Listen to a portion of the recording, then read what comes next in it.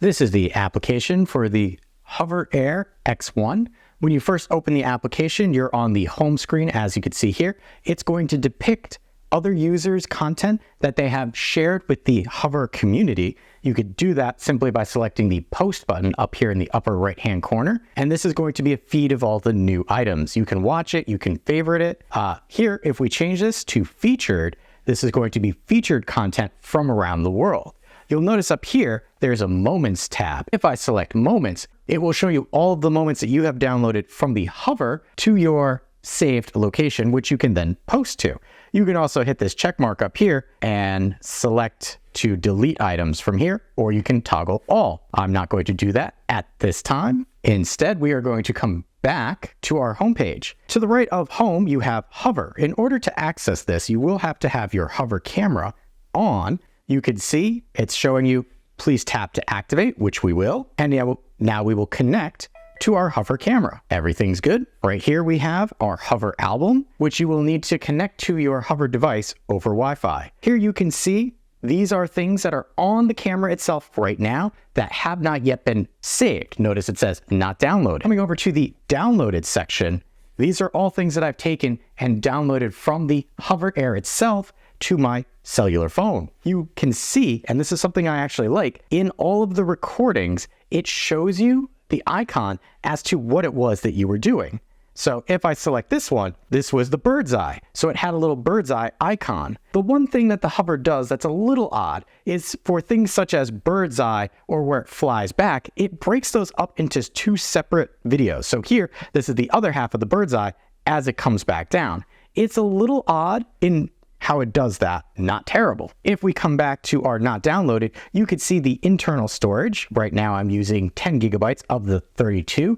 I will say one of the things that I was surprised with is for the amount of internal storage, the clips that you're getting don't actually take up that much space, so you really don't have to worry as long as you offload things on a fairly regular basis. On our Hover screen right here, we have Smart Preview and Manual Controls. If I select Smart Preview, and this is something that's a little off right now in Android, this should be showing me a preview of what the Hover sees, and it is on right there, but it is not actually showing me anything. But from here, I would be able to manually tap for video, because that's what it's on, swap that over. I could manually take pictures, which I really would like that to work a little better because that is something I really want. But on this page, I can select settings, and then from here, I can make some changes. So duration within this time frame, 30 seconds all the way up to 5 minutes. What type of mode?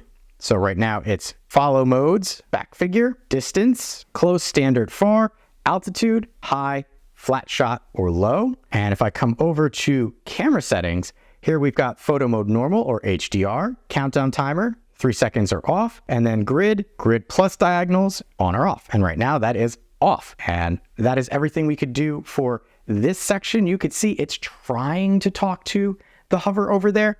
And honestly, I wish that this would function a little better. That's everything from the Smart View. It did warn to take off, but I have tried taking off and I still didn't get a preview from that. Over here, we have our manual controls. And this again is another place that could use some work. And this one I know will be black because it's not in flight mode, but here we have picture, burst mode, video, and then our settings. So towards me, towards outside, camera settings just like we could before, video quality, countdown timer, and grid. Here we have our record and then our snapshot button.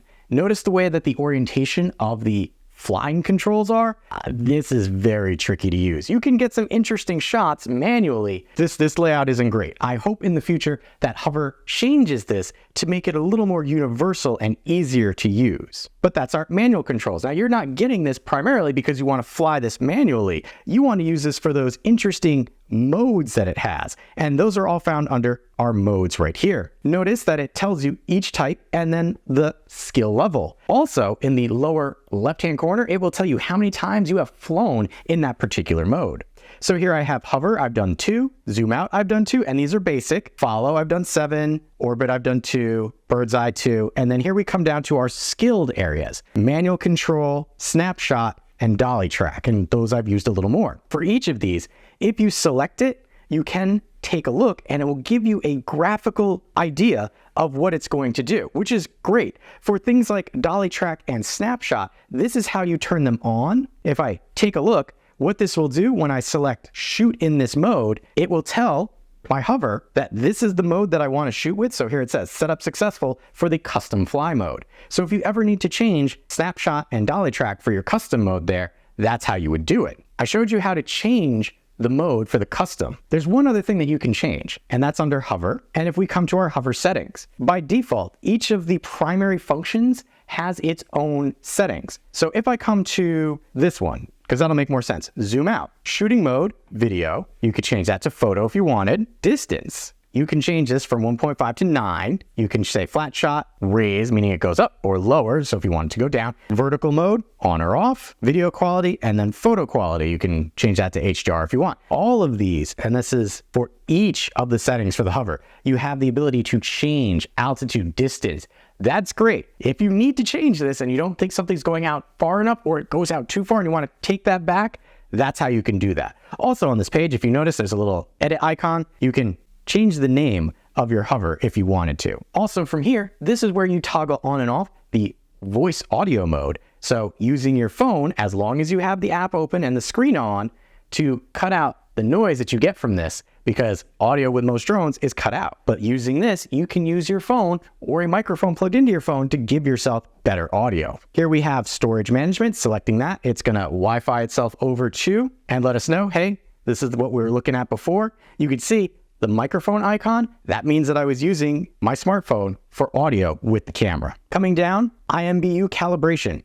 If you get your hover for the first time, it's gonna have you walk through specifics. Have your camera like this. Now turn your camera around and do this. So it's going to be a way of calibrating your hover camera. Even though you don't have to do as much work as you would with something like a DJI, there still is a little work that you need to do ahead of time, but you only have to do that once and then it's good. So just make sure you come in and calibrate that. Here we have our hover language. Right now I'm on English, but you have Chinese as another option.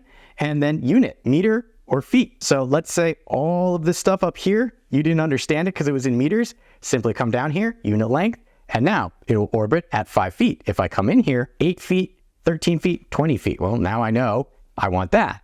And then I could select switch to orbit mode, but I don't have to. And that is all under our hover settings. The last part down here is me. This is going to be your account information. At the top of this page will be your name and email address. Obviously, I'm hiding that. My hover, well, here you go. That's my hover and the firmware. Time machine, don't have anything to look back on. Academy, these are going to be different flight patterns and things that you can look through. So flight mode, function, if you ever need problems, this is where you'd come to learn how to do something. You've got help and feedback, prevent screen flickering. I don't have that issue, but if for whatever reason it looks like you're flickering, that's where you come to prevent it from happening. Here we have clean your cache if you need to, and then about, this is going to be the version. So policy, user agreement, official website, and then checking for updates. I'm on the latest version. Hopefully they'll have some more firmware come out by the time I put this video out, in that some of the things that I was talking about will be addressed in order to make this a even better experience. But that has been everything that we can do for the HoverAir X1 using the Hover app on Android.